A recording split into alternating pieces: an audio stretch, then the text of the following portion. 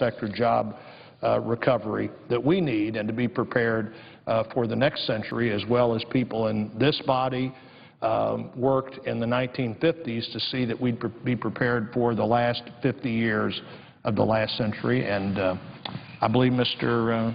President, there's the absence of quorum and challenge of quorum. The clerk will call the roll. Mr. Akaka.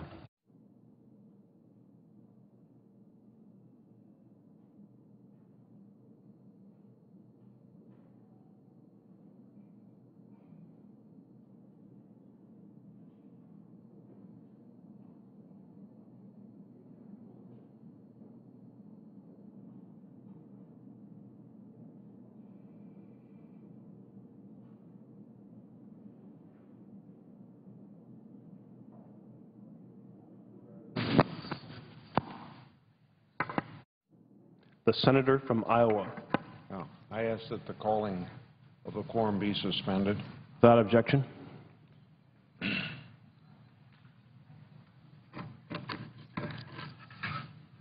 Most every Republican, Mr. President, in this body and probably outside of this body would admit that President Obama inherited a very bad economic situation by the time he was sworn in.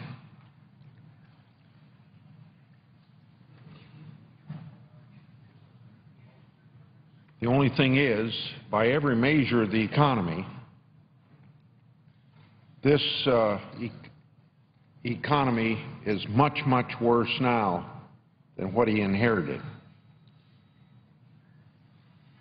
The Obama economy is bad because there's a prospect of taking more money from the American taxpayers with the biggest tax increase in the history of the country next year. Many, many brand new regulations that are very costly to the economy. So particularly small business don't know where they're going to be hit next and where their costs are. We have this big budget deficit that's a damper on the economy. And in every respect, things that this administration is doing is putting a wet blanket on the economy. We have wrong-headed energy policies as well. So we hear the President say, when he put forth his jobs bill, touring the country in his bus, he kept saying, pass this bill right now, pass this bill right now. We've had some experience with efforts to pass bills right now, and they got passed, like the stimulus bill 1 month after he's sworn in. Supposed to keep unemployment under 8%, but it's never been under 8% since 1 month after that time. We have to pass the health care reform bill right now. And the health care reform bill was passed that very first year when the other party controlled everything, all three political branches of government. They had everything their way, and it was passed right now. And we're finding out that passing something right now just isn't the way to do business. And particularly if it's done in a partisan way. I think the extent to which the President would lead instead of being on the fringe would help this process along, because he's the only elected official in this country that speaks for the national voice. Each one of us representing our constituencies have a national perspective, but we also have to be worried about the needs of our constituents. So let's go to what the latest effort is of this President to turn this economy around his way and get this bill passed right now. Just a few weeks ago, the Senate considered a so-called jobs bill that would have provided $35 billion of the $447 billion for the purpose of creating or saving jobs for teachers and policemen, firefighters. This state bailout was included by President Obama in this 447 stimulus bill number 2 that he proposed in his speech before Congress this September.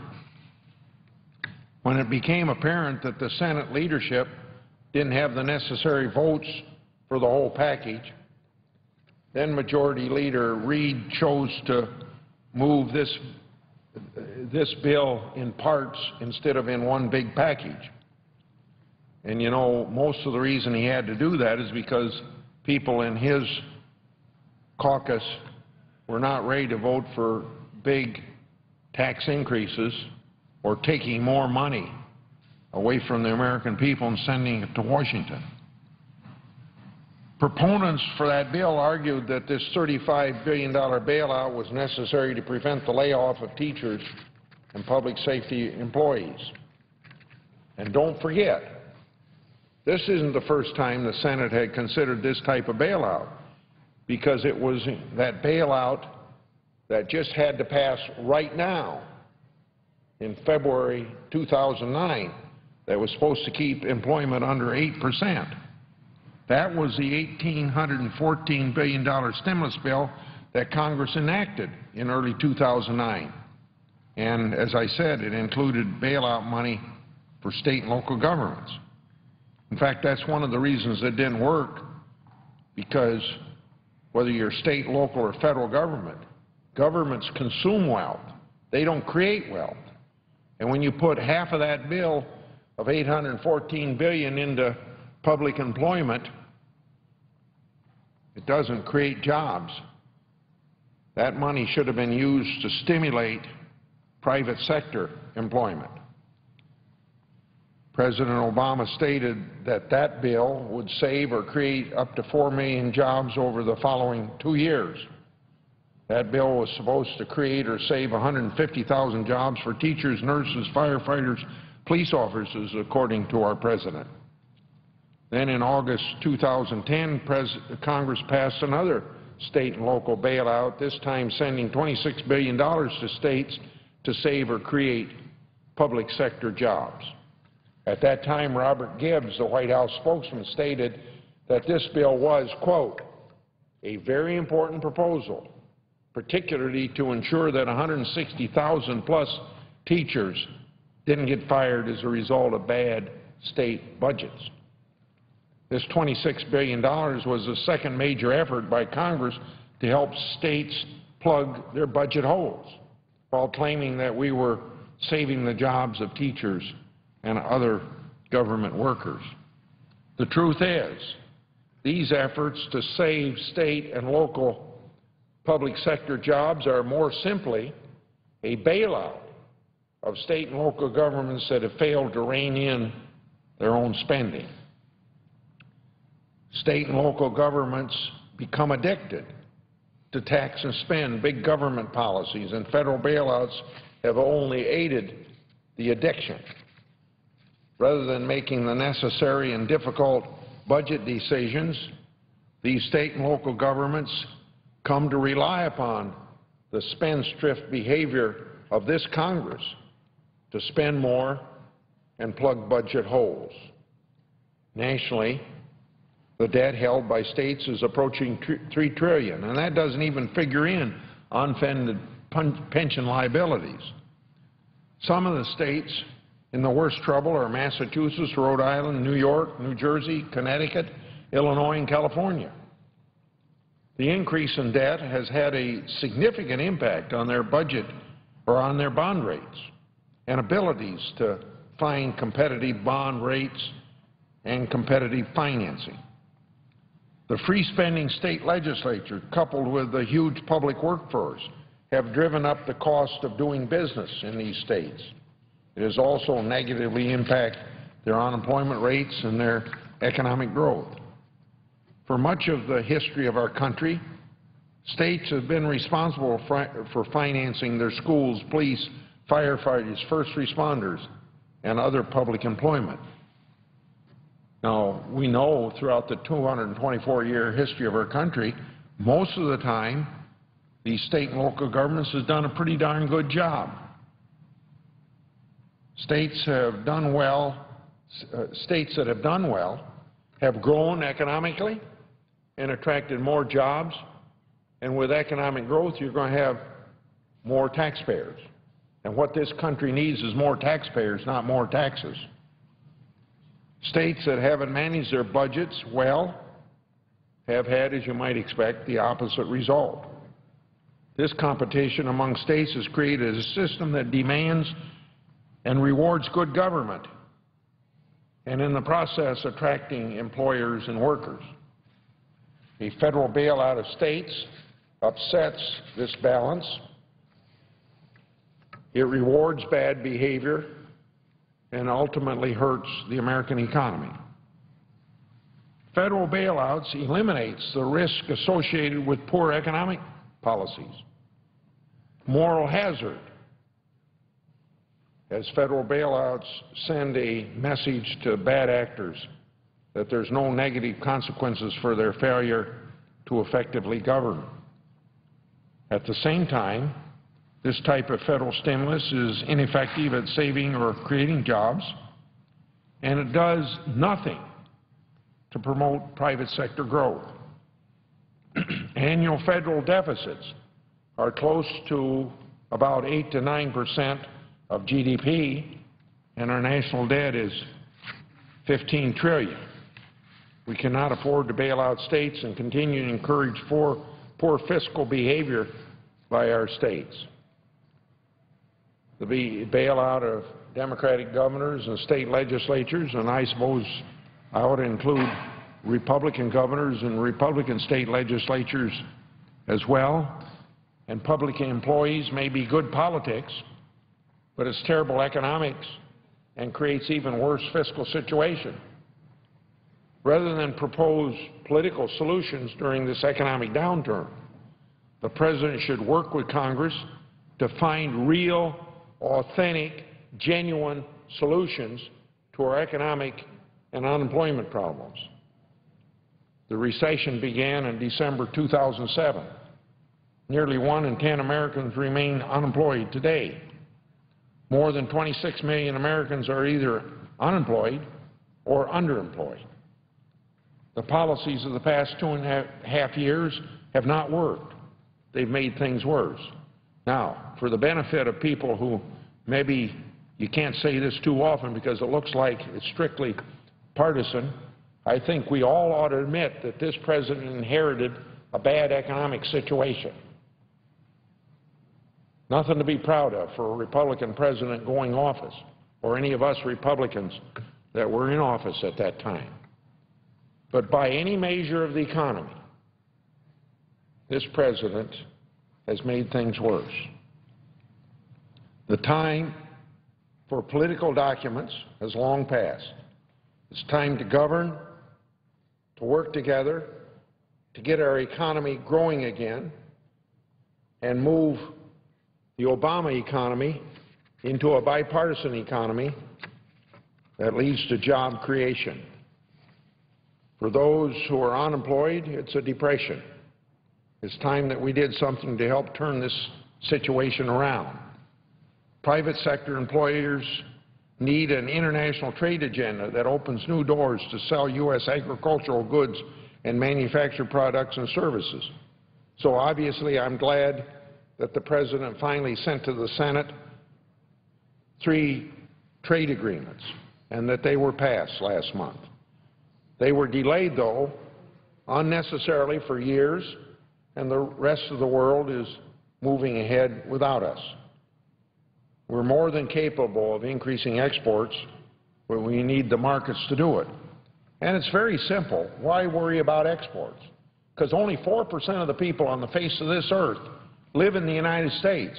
The other 96% live outside the United States. Who are you going to market to? The 4%? Yes. But you're also, if you're going to expand your economy, you're going to have to market to the other 96%. Now, thank God, President Obama has set an agenda that he wants to double exports.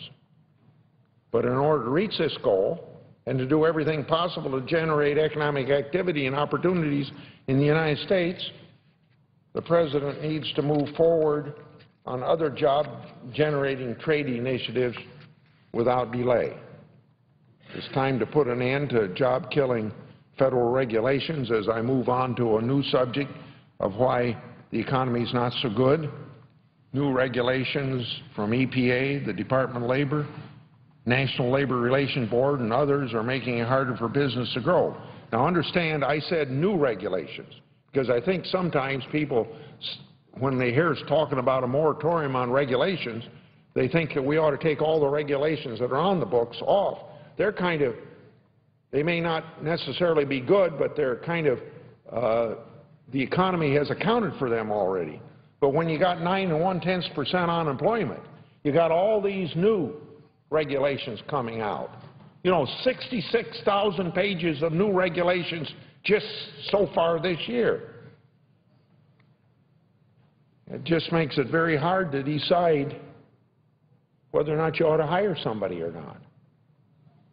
And particularly for small business. And remember, small business creates 70% of the new jobs and about 25% of all unemployment in America. In some cases, new regulations are actually destroying jobs. With unemployment at 9 1/10%, it's time for the federal bureaucracy to stop harmful job-killing new regulations. What we're really calling for is not to stop ever regulating into the future, but just put a short-term moratorium on regulations so people have a chance to get us out of this hole we're in. 9 1% unemployment. Let's say a measure of getting unemployment down to 7% before we have new regulations. It's also time to develop domestic energy resources that will create jobs while increasing domestic energy supplies. Nobody seemed to be very concerned about spending $830 million every day. Now, just in case that sounds phenomenal, $830 million a day is the amount of money that we pay to send overseas to bring oil into this country. That's a terrible subsidy to the volatile Middle East that want to train Americans to kill us. Or it's a reward for Chavez, that is Hugo Chavez, that's bad-mouthing us almost every day. We need to make more energy available, driving down prices, making our country more energy independent. The President's energy agenda is moving us backwards because of not enough emphasis upon fossil fuels that are available right here in this country.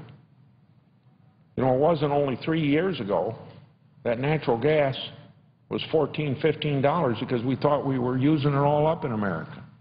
And discoveries recently tell us that we got natural gas maybe for 100 years.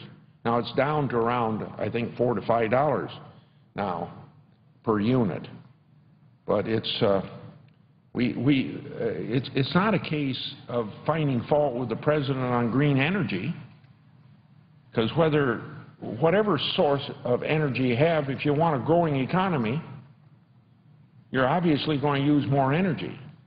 Now, use more energy conservatively, so we ought to have an energy policy that encourages conservation, but it ought to encourage use of our fossil fuels wherever it can be found.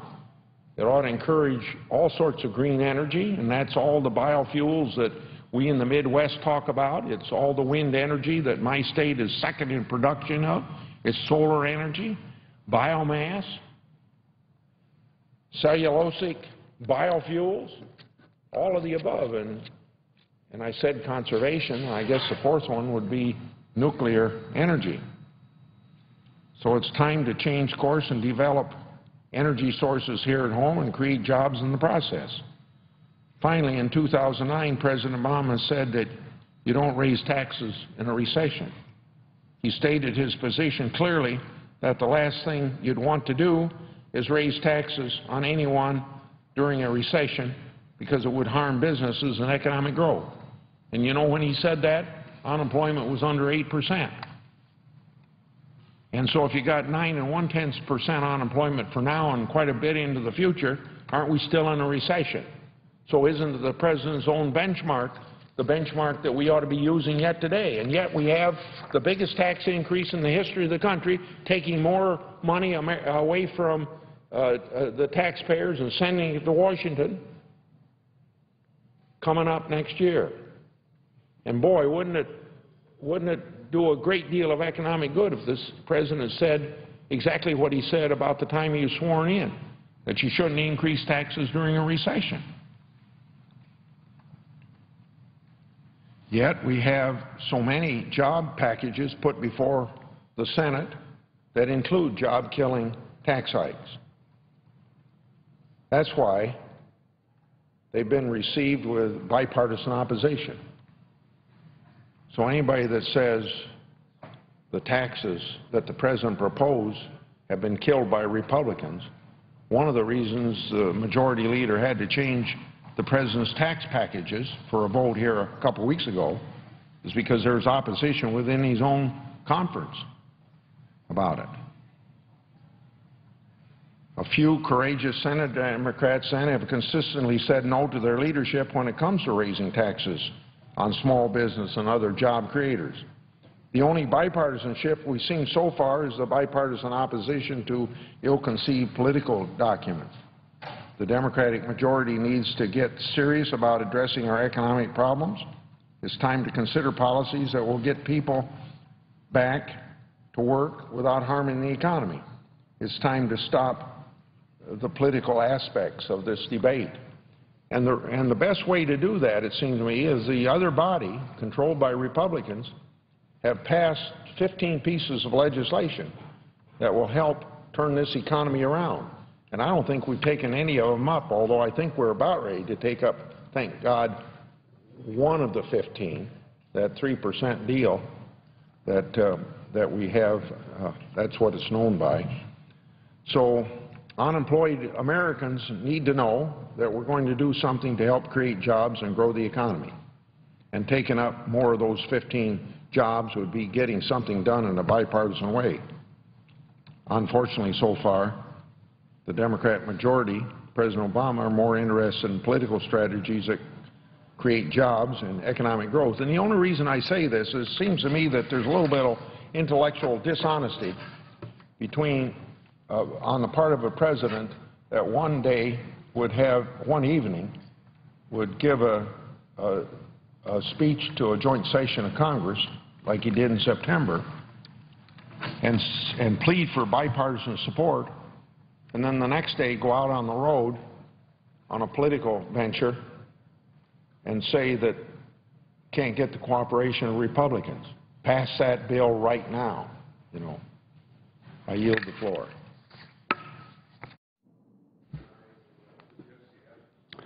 The clerk will call the roll. Mr. Akaka.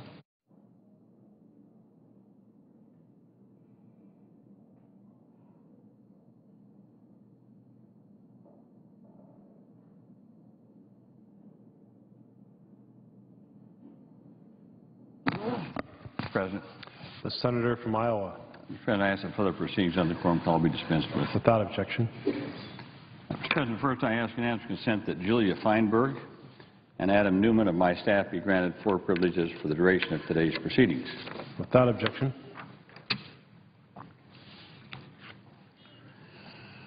Mr. President, later this week, I assume sometime tomorrow, the Senate is expected to vote on the Rebuild America Jobs Act. This is a practical, common-sense legislation that does two urgent and important things. It will help to modernize America's crumbling infrastructure, and it will help to put Americans back to work and get our economy going again. Not surprisingly, this bill enjoys overwhelming popular support among the American people. Every day, Americans see the infrastructure crisis with their own eyes. They see interstate highways increasingly overwhelmed, potholes everywhere. They see bridges and overpasses structurally unsound, in danger of collapse. Need I mention the gridlock in some of our major cities because of inadequate roadways and access points for automobiles? China and Brazil are building world-class seaports, while ours are left over from early in the last century. We know that we need to make major federal investments in modernizing America's infrastructure. So why not do it now, at a time when our nation is suffering from the most protracted period of joblessness since the Great Depression? The construction sector is the hardest hit part of our economy. We can put those people back to work, renewing our infrastructure, and again, as I said, boosting our economy. So why aren't we doing this? Well, the answer, Mr. President, is the Republicans have made it clear that they intend to block this legislation tomorrow, just as they have blocked so many other bills designed to put Americans back to work and get the economy moving again. They filibustered and killed the American Jobs Act. 2 weeks ago, they filibustered and killed the Teachers and First Responders Back to Work Act. Mr. President, it seems to me that if the word no were removed from the English language, our Republican friends would be rendered speechless. But let me state the obvious. The word no will not put 28 million Americans back to work. The word no will not allow us to strike a balanced agreement to bring deficits under control. The word no will not allow us to undertake a robust program to modernize our transportation system. Now, the job-creating investments in this bill are fully paid for with a tiny fractional tax on the richest of the rich in the United States. These wealthy Americans would pay a 0.7%, that's 0.7% surtax on incomes in excess of $1 million a year. Let me repeat that. It would be this infrastructure jobs bill that we'll be voting on tomorrow, which the Republicans have indicated they're going to filibuster and kill. It's fully paid for with a 0.7% surtax on incomes in excess of $1 million a year. Now, if those making more than $1 million a year even noticed such a negligible tax, I would be astonished. But still, the Republicans say no. Now, let's put this in context. Just last week, the nonpartisan Congressional Budget Office reported that over the last 3 decades, the after-tax income of millionaires and billionaires increased by 275%. The Congressional Budget Office said over the last 3 decades, the after-tax income of millionaires and billionaires increased 275%. During the same 30 years, the same 3 decades, the average take-home pay of middle-class workers in America actually declined. Is it any wonder that the middle class is upset?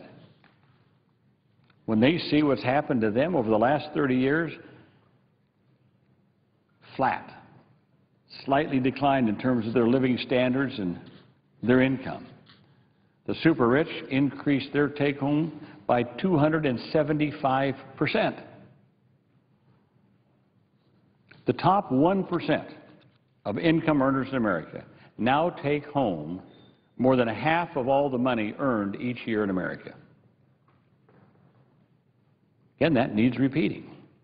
The top 1% of income earners in America take home over half of all of the money earned in America every year. Mind-boggling, isn't it? Mind-boggling. And yet, Republicans adamantly oppose any tax increase on these people, even a 0.7%, which would go towards the infrastructure of America, putting people back to work. Certainly no one questions the solicitude of Republicans toward the rich and the super rich. I just wish they'd show even a fraction of that concern on behalf of the besieged middle class in this country. Republicans on this so-called super committee are willing to block all progress in order to prevent any tax increase at all on the rich. But they are demanding deep cuts to Social Security and Medicare, student loans, other federal programs that undergird the middle class in the United States. And meanwhile, Republicans there in the Senate continue to block the bills that we have proposed in order to put people back to work and get the economy moving again.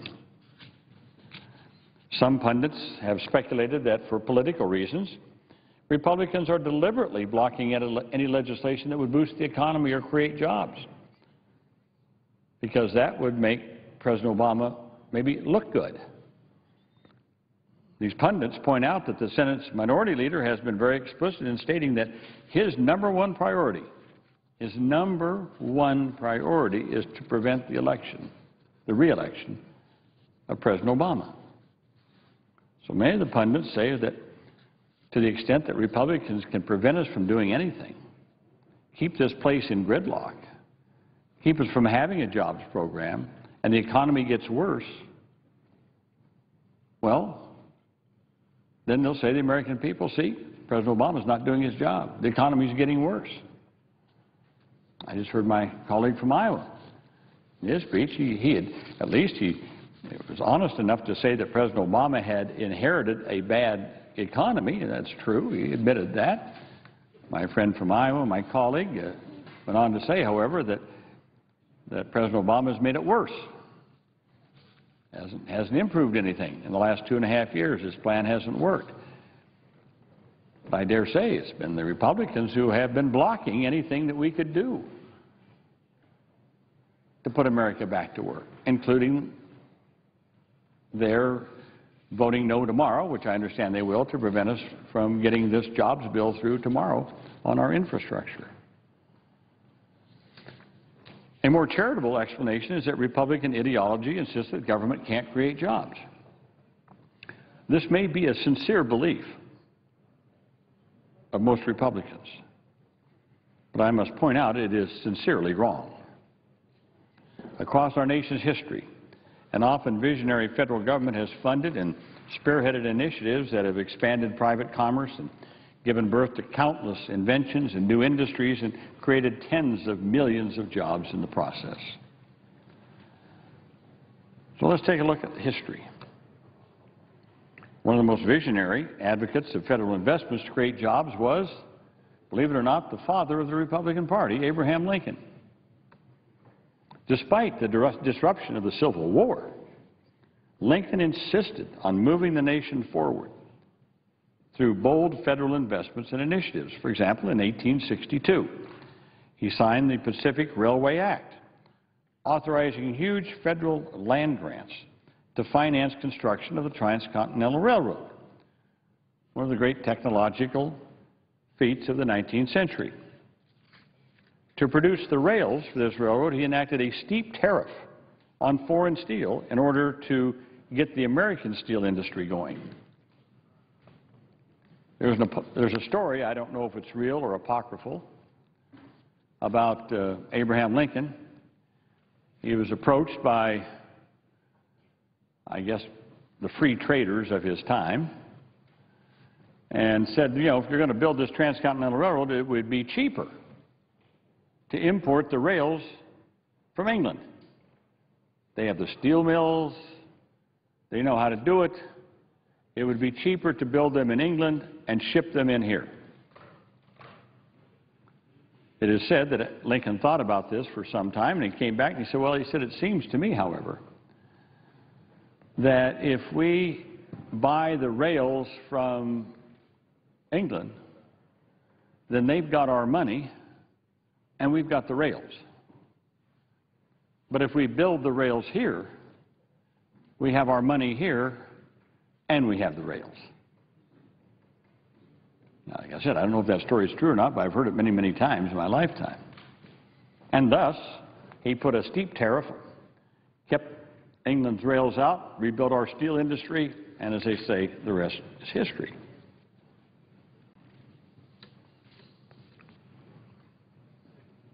These and other federal initiatives during Lincoln's presidency had a transformative impact on the U.S. economy, created new industries, created millions of jobs. And again, Lincoln did this despite the fact the federal government was deeply in debt, running huge deficits to finance the Civil War. It's almost humorous to imagine how today's Republicans would have reacted to Lincoln's agenda. No doubt they would have attacked him as reckless and irresponsible. They would whine that we're broke and can't afford to invest in the future. I keep hearing this all the time. We can't afford to do this. We can't afford to do this. We're broke. We're broke. Doesn't anybody understand we're broke? I keep pointing out the United States is the richest country in the history of mankind. The richest country in the history of mankind. We have the highest per capita income of any nation in the world. So if we're so rich, why are we so broke? I think we ought to keep asking that question. I'm sure that the Tea Party contingent would have demanded that Lincoln be expelled from the party. All of which reminds us just how far the modern-day Republican Party has strayed from its progressive, forward-thinking beginnings. Indeed, the present-day Republican Party would have excoriated President Reagan. I see they just put a new 9-foot statue of him out at National Airport. They should put underneath that he raised taxes in 1982, 1983, and 1984. Yes, President Reagan raised taxes 1982, 1983, and 1984. Dwight Eisenhower, another Republican, championed one of the greatest public works projects in our history, and that's the building of the interstate highway system. A 1996 study of the system concluded that the interstate highway system is an engine that has driven 40 years of unprecedented prosperity and positioning the United States to remain the world's preeminent power into the 21st century. And of course, Franklin Roosevelt, in the depths of the Depression, put a lot of people to work. And they built a lot of good things, and so I thought I would bring over here. This is, I hang this on the wall in my office. This is my father's, not my grandfather, okay? This is my father's WPA card. Now, for all you young people here, you can read your history. WPA stands for the Works Project Administration. It was instituted in the Depression to put people back to work building public works projects. And so this is my father's WPA card because he was out of work. And he went to work on WPA, and it's got his name here, Patrick F. Harkin, Cumming, Iowa. It says here you are asked to report ready for work at once at a project as a laborer, $40.30 per month, 130 hours max, Warren County. Signed by my father.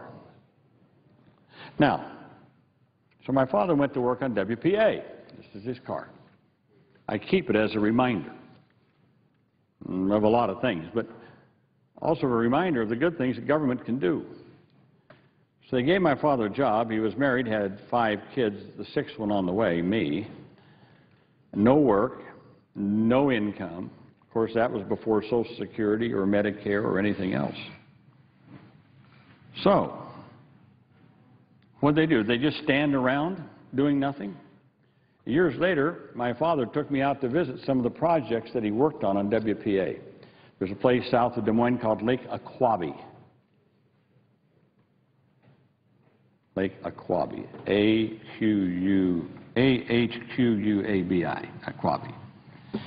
It is a huge state park. It's a recreational facility, campgrounds, Boy Scouts, a big lake there, conference centers, still being used today, built by my father.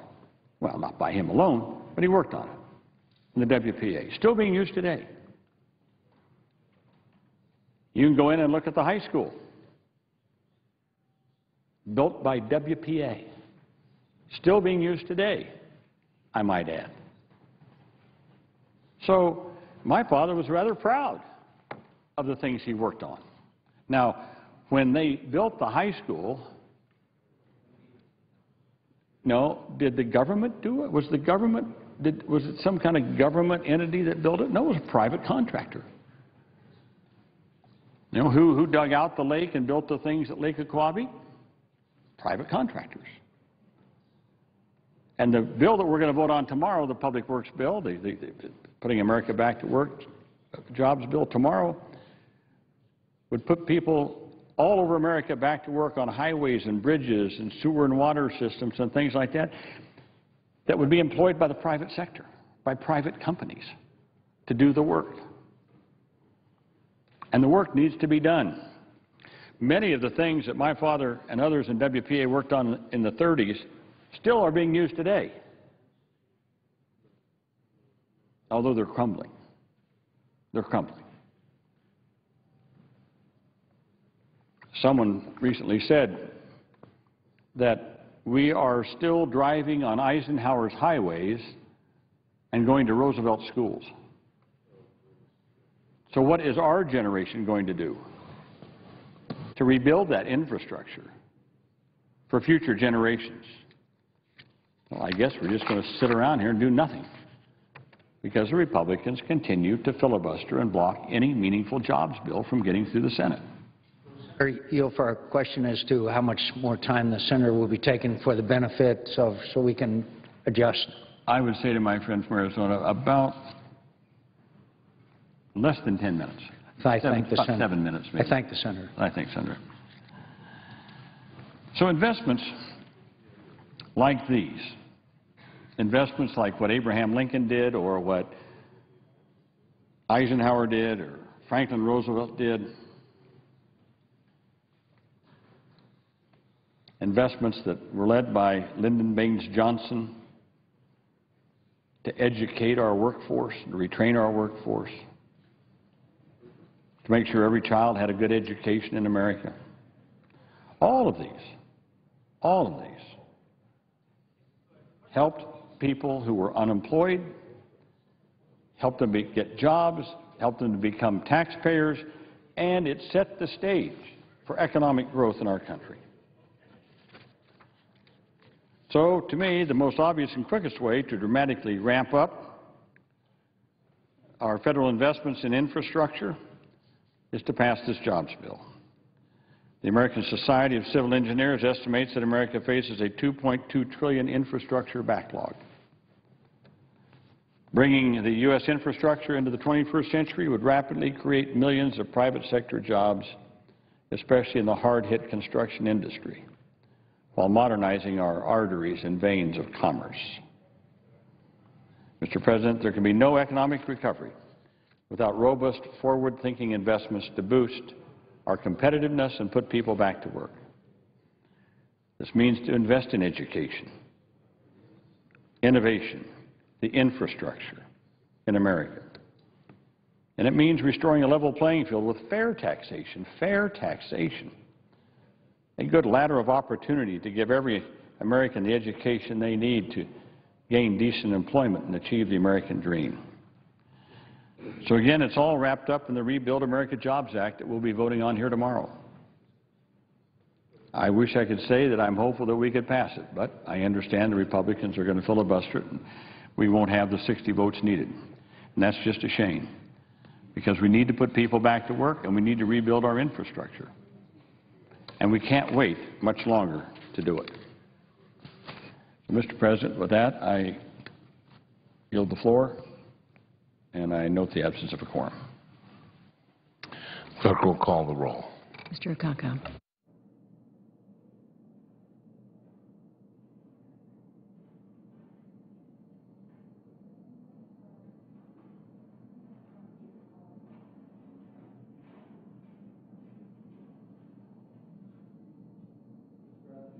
The Senator from South Dakota. Mr. President, I ask unanimous consent that the quorum call be dispensed with. Without objection. Mr. President, I ask unanimous consent that the Committee on Finance be discharged from further consideration of Senate Bill 720 and the Senate proceed to its immediate consideration, that the bill be read a third time and passed, the motion to reconsider be laid upon the table, and any statements relating to the measure appear at the appropriate place in the record as if read. Is there objection? Reserving the right to object, which the senator does, I want to make a comment, and then I'll give my answer. Mr. President, The good senator who's on the Finance Committee wants to repeal the Class Act. It's called long-term care. To be sure, the Class Act is not perfect, but little of what we do in the Senate is perfect. But if there's anything in this country which we ought to be driving towards, it's a long-term care policy, which right now consists of impoverishing yourself and getting rid of your assets, homes, house, whatever, cars, in order to classify for Medicaid. That way you can get it. It's called the humiliation of Americans with legitimate health care needs. The Class Act can be amended through the regular legislative process to make it sustainable over the long term. But always our friends on the other side of the aisle find it easier to object and repeal. Just repeal something. You don't have to have an alternative in mind. You can leave people in the same sense of suffering as we found way back during the Pepper Commission, where people just prostrate themselves in order to qualify for Medicaid, in which they have a chance at getting some long-term care. We need to discuss this because it's a huge problem.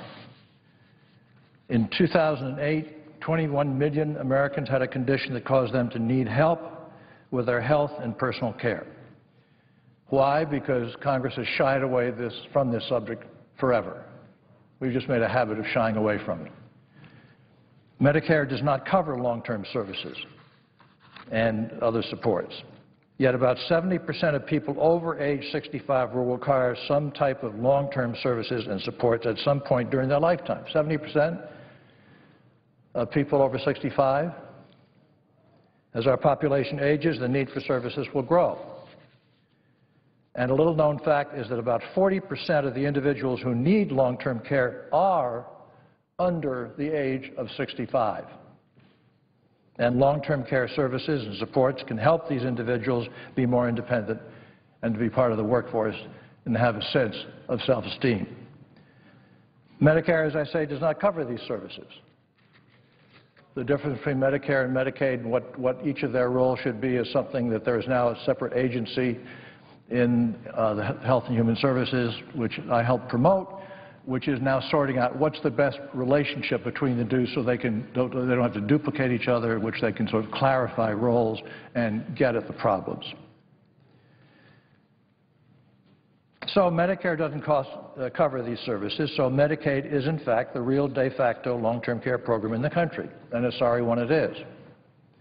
And only after middle-class Americans impoverish themselves are they allowed to get into that situation.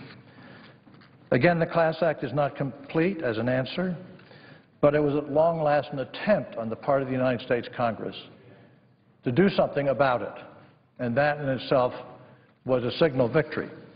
An attempt to live with dignity in their homes and their communities is not something which we should consider a frivolous matter.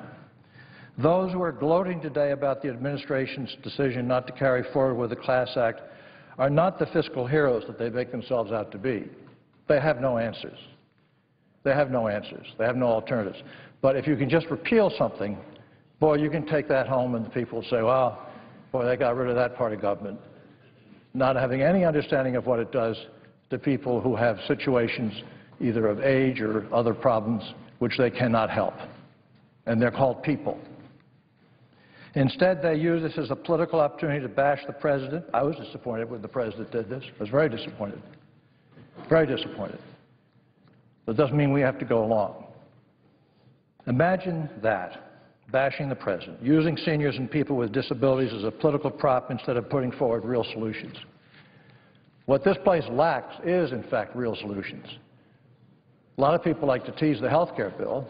They're, for the most part, wrong, not entirely wrong. But one thing they can't tease is the fact that a whole bunch of people called senators and congressmen and staff members worked really hard for a very long 2 years to try and come up with answers.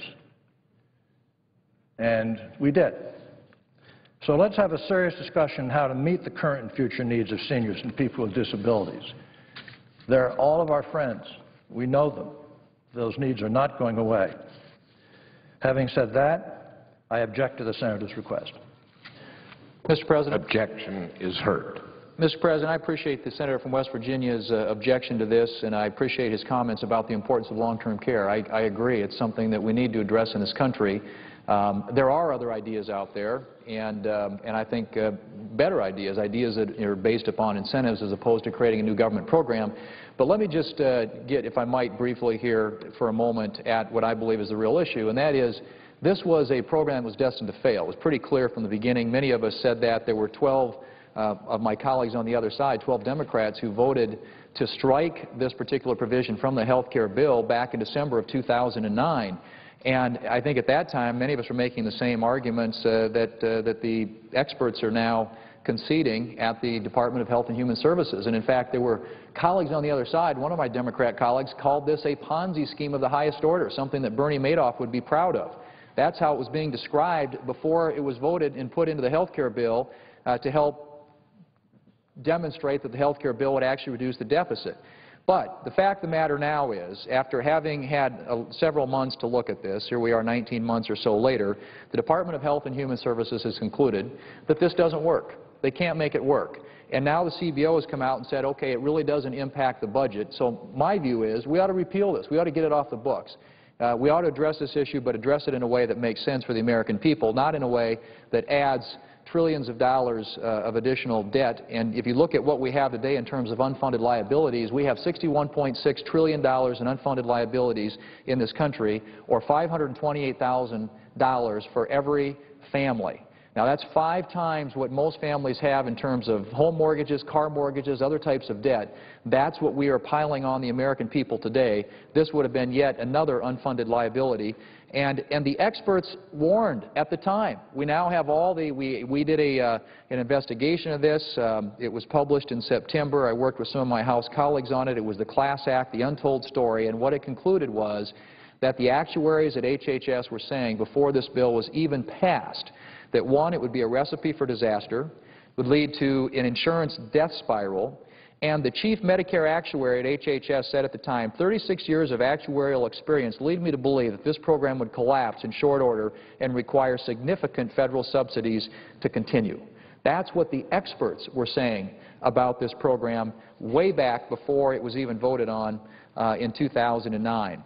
So I think we ought to acknowledge what now everybody concludes to be the case, and that is that this program won't work.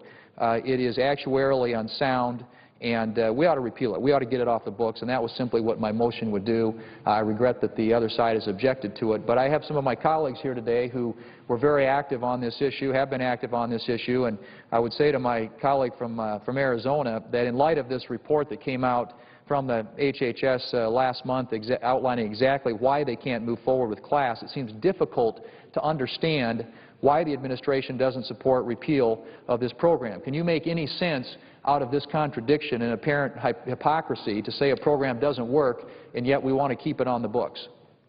You know, I'd say to my colleague, I don't quite understand it either. And in response to the senator from West Virginia's comments about the importance of long-term care, I think all of us understand that. I think all of us who meet and have interface with our constituents recognize that the issue of long-term care is one of transcendent importance. And the senator from West Virginia said he would be glad to make some changes or tweaks to the program. We'd be eager to hear of those. We'd be eager to hear how we could change the program, the Class Act, so that it is not, as Senator Conrad, the chairman of the Budget Committee, said, quote, that the Class Act was a, quote, a Ponzi scheme of the first order, the kind of thing that Bernie Madoff would have been proud of, unquote. So I think it's pretty clear that if you accept Senator Conrad and other objective assessments of the Class Act, that we've got to go back to square one, that you're not going to be able to fix a program which, according to the Congressional Budget Office said, and I quote, the programs would add to budget deficits in the third decade and in succeeding decades by amounts in the order of tens of billions of dollars for each 10-year period. The class program would add to budget, the Congressional Budget Office said, would add to budget deficits in future decades, even though the proposals require the Secretary of Health and Human Services to set premiums to ensure the program solvency for 75 years. And I'd like to interject, and I know that my colleagues share my view. When senators leave, we kind of forget them, and maybe we don't mention them anymore, but we owe a debt of gratitude to Senator Gregg, former senator from New Hampshire, that put in this provision that required a solvency over a period of 75 years before it could be implemented. If it hadn't been for that provision, we would now be moving forward with a program that, according to the CBO, would add tens of billions of dollars added to the deficit in each 10-year period. So wherever you are, Senator Gregg, and I know you're happier than you are here, I would offer my appreciation and my thanks. I know the presence of Dr. Barrasso here, and I think there's something we ought to really understand about the Class Act. It did have a short-term impact, according to the way that the Congressional Budget Office, quote, scores things, tells us how much things will add or detract from the deficit, either plus or minus. And the fact is that the Class Act, in the first 10 years, because younger people would be paying in premiums and had not gone to the point where they were eligible for the benefits, it disguised the cost of what we know now, what we call Obamacare. And so, because of the way they are restricted on scoring, the Class Act, at least for 10 years, contributed $70 billion and helped them estimate that the Health Care Reform Act, known as Obamacare, would have $122 billion in savings, when in reality, after the first 10-year period, it was tens of billions of dollars in added deficit and burdens on average Americans. So I would ask my colleague, Senator Barrasso, Dr. Barrasso, isn't there a way that we could address the long-term care problem in America? Isn't there a way that we could address this issue without piling on, as the CBO judged the Class Act, as an increase of tens of billions of dollars to the deficit, which we all know right now is $44,000, I believe, for every man, woman, and child in America? Well, I would respond to my colleague from Arizona that we all have concerns for the people of America, and that's why we were here trying to offer constructive ideas to make sure that people would get the care that they need from the doctor that they want at a price they can afford. And we heard the President make promises that the cost of premiums would go down, $2,500 a family. We've seen instead that the premiums have gone up. We've heard the President say, if you like what you have, you can keep it. And we saw that we have lost out on that, and so many people are going to lose their health coverage under this new health care law. And so I would say to my colleague, absolutely there are things that we can do and should be doing. It is astonishing because I received through my medical office the AARP bulletin. And on the cover of this AARP bulletin for this past month, October 2011, the headline here is, Senate Leader Reid, the health care law is already working. This is what the Senate Majority Leader has said on the cover of the AARP bulletin. But yet the Kaiser survey that tracks public views about the health care law every month have come out with their recent numbers, and the results are astonishing. The American people have seen through this health care law to the point that a majority of Americans now have an unfavorable view of the health care law. So we now have about two-thirds of what was advertised as a savings now going by the boards. In other words, $70 billion of the advertised $122 billion in total savings that we voted on not that long ago. That's exactly the way I read it. It's the way the American people read it, which is why the overall favorability of the health care law now stands at only 34%, an all-time low. And by the way, Mr. President, I would ask unanimous consent that we be able to enter into a colloquy now for 25 minutes. Without objection. And I would simply say, and we have the ranking member of the Budget Committee here too, that it strikes me that there were probably lots of other budget gimmicks that were used in the health care law that are going to come to the surface just in the same way that this Class Act gimmick has. And the senator from Arizona pointed out, I mean, they tried to understate the true cost of this thing by taking a lot of savings in the early years as people were paying premiums, knowing full well that in the out years it was going to add billions of dollars to the deficit. And so it was a gimmick that was used, again, to make this saleable to the American people and saleable here. In spite of that, there were still a majority of senators who voted against this, who actually voted to strike this provision from the health care bill in December of 2009 when I offered that amendment. And it seems to me, at least, we ought to have bipartisan support for now that everyone, it's come out, has recognized what we were trying to tell them in advance, and that is that this doesn't work, that it was a gimmick. We ought to get it off the books. But I would just ask my colleague on the ranking member of the Budget Committee about this budget gimmick that was used on this, and you know, is it illogical to think that if you have this $2.5 trillion expansion of government in the form of this new health care bill, that somehow it's going to reduce the federal deficit? Because that was the argument that was made at the time, and this is one of the reasons they were able to make that argument. I would suggest that there are probably lots of other gimmicks that we're going to uncover that are going to demonstrate that this thing is going to be way out of balance over time. But I would ask for his comments, being the ranking member of the Budget Committee.